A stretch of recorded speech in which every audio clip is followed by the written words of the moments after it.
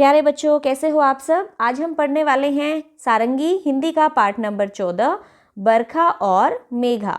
तो ये एक प्यारी सी कहानी है, चलिए इसको पढ़ते हैं।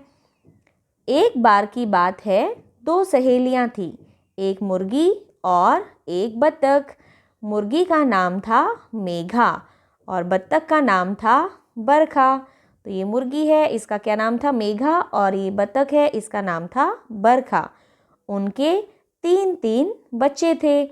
वे सब मेला देखने दूसरे गांव जा रहे थे।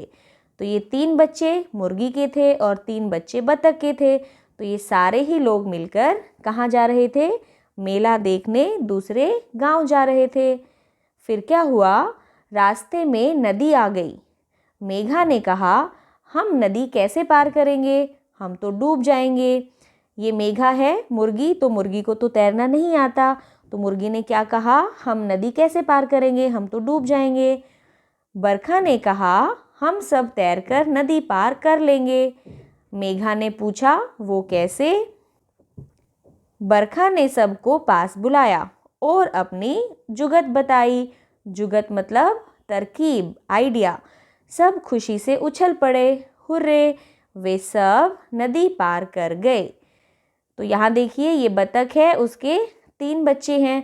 उन्होंने क्या किया? तीनों बच्चों ने मुर्गी के एक एक बच्चे को अपने पीठ पर बिठाया और नदी पार की। तो मुर्गी को किसने बिठाया होगा? मुर्गी को बिठाया होगा बत्तख ने।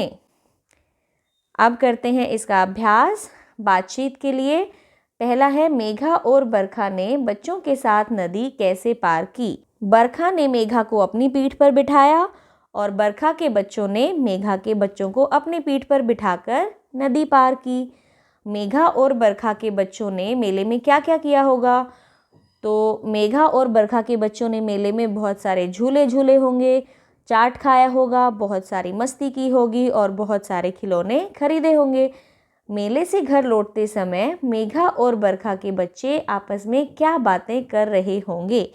तो ये आप अपने समूह में साझा करेंगे। अब है, मेला आपके घर से कितनी दूर लगता है, आप वहाँ कैसे पहुँचते हैं? तो ये आपको बताना है कि क्या आपके घर के पास कोई मेला लगता है, अगर हाँ तो आप वहाँ कैसे जाते हैं। क्या आप अपने भाई बहन के साथ जाते हैं, मम्मी पापा के साथ? कैसे आप वहाँ पर पहुँचते हैं और वहाँ पर क्या क्या खरीदते हैं? फिर है, नीचे दिए गए चित्र को देखिए और गिनकर बताइए कि मुर्गी और बत्तख के कितने कितने बच्चे हैं। तो ये चित्र आपको ध्यान से देखना है और सबको गिनना है। तो ये मुर्गी के बच्चे हैं 1, 2 और 3, तो इनको लिखेंगे 3। और बत्तख के बच्चे 1, 2 और 3, ये भी कितने हैं? 3 हैं। तो इनको आपको गिनकर लिखना है। ये था हमारा प्यारा सा पाठ बरखा और मेघा। मिलते हैं अगले पाठ में, तब तक स्वस्थ रहिए, सीखते रहिए।